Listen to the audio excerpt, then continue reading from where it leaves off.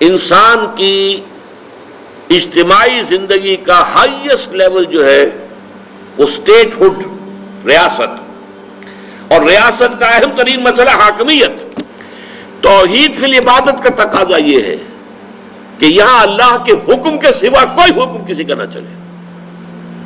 اگر اللہ کے حکم کے ساتھ کوئی اور حکم بھی شامل ہو گیا یہ شرک فی الاطاعت ہو جائے گا۔ ان الحکم الا للہ، اللہ کے سوا کسی اور کو حکومت کا اور حاکمیت کا حق حاصل نہیں ہے۔ وَلَمْ يَكُنْ لَهُ شَرِيكٌ فِي الْمُلْكِ، بادشاہت میں اللہ کا کوئی شریک نہیں ہے۔ یہ سورہ بنی اسرائیل کی آخری آیت ہے۔ وَلَا يُشْرِكُ فِي حُكْمِهِ أَحَدًا، وہ اپنے حکم اور حاکمیت کے اختیار میں کسی کو شریک کرنے کو تیار نہیں ہے۔ لَهُ مُلْكُ السَّمَاوَاتِ وَالْأَرْضِ، 2 مرتبہ سورہ حدید کے اندر آیا ہے۔ الملک القدوس، وہ بادشاہ ہے اور پاک ہے۔ لَهُ الْمُلْكُ وَلَهُ الْحَمْدُ، بادشاہی بھی اسی کے لیے ہے، حمد بھی اسی کے لیے ہے۔ یہ ہے اللہ کی شان۔ اب اس کے خلاف کیا ہے؟ شرک۔ کوئی فرعون بیٹھ جائے، الیس لی ملک مصر، میرے ہاتھ میں ہے حکومت، میں حاکم مطلق ہوں، میرا حکم چلے گا، اس نے خدائی کا دعویٰ کر دیا نا۔ اسی لیے قرآن میں آیا، اس نے کہا انا ربکم الاعلی، میں تو تمہارا رب ہوں بڑا، میرا حکم ماننا پڑے گا۔ کوئی نمرود بیٹھ گیا، حضرت ابراہیم سے جس کا بھی آپ کو معلوم ہے قرآن مجید میں سورہ بقرہ میں مناظرہ بھی ہوا، نمرود نے بھی خدائی کا دعویٰ کیا۔ وہ خدائی کیا ہے؟ یہی کہ ہمارا اختیار مطلق ہے، ہم جو چاہیں کریں۔ چنانچہ آپ نے سنا ہوگا یورپ کی ہسٹری میں the divine rights of kings, بادشاہوں کے جو حقوق اور اختیارات ہیں وہ خدائی اختیارات ہوتے ہیں۔ Divine rights of kings, kings کے اختیارات کو جو ہے، بادشاہوں کے اختیارات کو کوئی چیلنج نہیں کر سکتا، وہ تو اس سے باوراء ہیں، بلند ہیں۔ یہ ڈیوائن رائٹس آف کنگز۔ اب آج اس شرک نے کیا شکل بدلی ہے؟ آج کوئی فرعون نہیں ہے، آج کوئی نمرود نہیں ہے، لیکن جمہوریت جو اس دور کی نیلم پری ہے، معلوم ہوتا ہے کہ اس سے زیادہ بہتر تو کوئی نظام ہے ہی نہیں۔ اس کا اصل اصول کیا ہے؟ ساورنٹی آف دی پیپل، حاکمیت انسانوں کے ہاتھ میں۔ یہ اس دور کا سب سے بڑا شرک، ان الحکم الا للہ، یہ توحید، اور ہم حاکم خود ہیں، بدترین شرک۔ آج کتنے موحدین ہیں کہ جو اس شرک کو جانتے ہو؟ خدا کے سوا کسی اور کی حاکمیت ماننا، ان الحکم الا للہ کی نفی۔ یہی وجہ ہے ان کا قول کیا ہے؟ ہماری پارلیمنٹ ہے، وہ فیصلہ کر سکتی ہے ہومو سیکشول میرجز ہم لائسنس کر دیں گے، ہم اجازت دے دیں گے، ہمارا اختیار ہے۔ ہمیں یہ نہیں پوچھنا کہ خدا کیا کہتا ہے، نہ عیسائیت سے پوچھنا، نہ یہودیت سے، نہ اسلام سے، کسی سے نہیں۔ ہم بیٹھے ہیں نا ساورن، وی آر ساورن، ہمارے پاس اختیار ہے، ہمیں منتخب کر لیا ہے تمام عوام نے۔ عوام کی حاکمیت اب ہماری حاکمیت کی شکل میں آ گئی ہے۔ عوام نے اپنی حاکمیت ہمیں ڈیلیگیٹ کر دی ہے، ہمیں منتخب کر کے وہ ڈیلیگیٹ ہمیں کر دی ہے، ہم حاکم ہیں، جو چاہے فیصلہ کریں۔ چنانچہ آج آپ کو معلوم ہے جدید ترین ممالک کے اندر گے میرجز، ہومو سیکشول میرجز، 2 عورتوں کے درمیان شادی، 2 مردوں کے درمیان شادی ہو رہی، جو چاہے کریں۔ شراب کو چاہیں تو حرام کر دیں، شراب کو چاہیں تو حلال کر دیں۔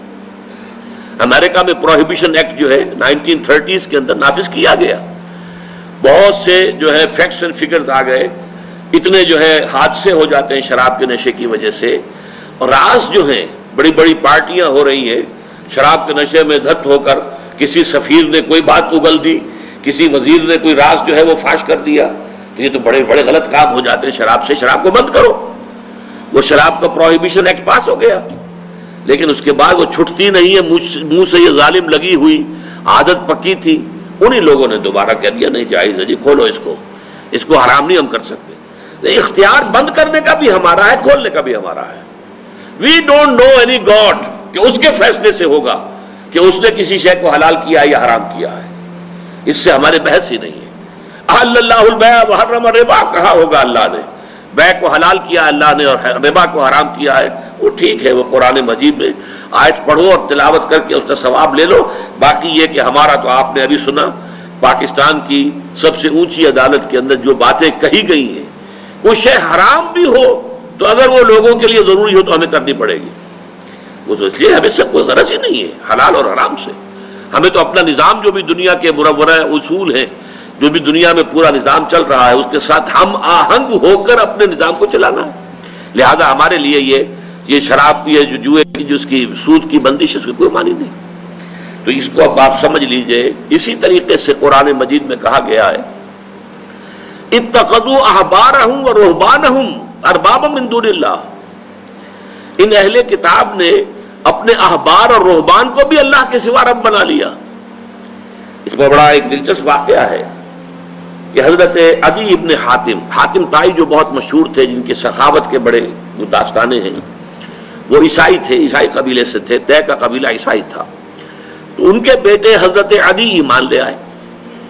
انہوں نے حضور سے ڈرتے ڈرتے کہا حضور یہ قرآن کی یہ آیت سمجھ میں نہیں آئی میرے، اتخذوا احبارہم ورہبانہم اربابا من دون اللہ، ہم نے تو انہیں کبھی رب قرار نہیں دیا. حضور نے فرمایا کہ ایسا نہیں ہے، جسے وہ کہہ دیں کہ حلال ہے تم حلال سمجھ لیتے ہو، جسے وہ کہہ دیں حرام ہے حرام سمجھ لیتے ہو. کہ جی ہاں ایسا تو ہے، یہ تو تم در حقیقت یہ رب تو بنا لیا تم نے انہیں. حلال اور حرام کا فیصلہ اللہ کرے گا، کسی اور کو فیصلہ کرنے کا اختیار حاصل نہیں، یہ فیصلہ اللہ کرتا ہے. اب آپ کو معلوم ہے پوپ کے پاس دنیا میں عیسائی جو ہے سب سے زیادہ بڑی تعداد جو ہے عیسائیوں کی ہے، اور عیسائیوں میں میکسیمم نمبر جو ہے کیتھولکس کا ہے. اور کیتھولک عیسائیوں کے نزدیک پوپ جو ہے معصوم ہوتا ہے، انوسنٹ، پوپ سے خطا نہیں ہو سکتی. جیسے کہ آپ کو معلوم ہے کہ اسماعیلیوں کا امام جو ہوتا ہے، اب اس وقت جو کریم ہے، کریم آغا خان، وہ امام ہے ان کا، وہ معصوم ہوتا ہے، اس سے خطا ہو ہی نہیں سکتی. جیسے نبی معصوم ہوتے تھے ایسے پوپ بھی معصوم ہے، اور جو ان کا امام ہے جو اسماعیلیوں کا وہ بھی معصوم ہے. لہذا پوپ جو حکم دے گا بس وہی شریعت کا حکم ہے. یہاں گویا کہ پوپ کو خدا بنا لیا گیا. لا طاعت لمخلوق فی معصیت الخالق، مخلوق میں سے کسی کی اطاعت نہیں کی جائے گی جس میں کہ خالق کی معصیت لازم آ رہی ہے. جہاں خالق کی معصیت لازم نہیں آ رہی، مانو والدین کا کہنا مانو، اساتذہ کا مانو، بڑوں کا مانو، حاکموں کا مانو، سب کا مانو. آپ کا کوئی شیخ قبیلہ ہے اس کا کہنا مانو، بڑے بھائی کا مانو، لیکن اللہ کے حکم کے دائرے کے اندر اندر.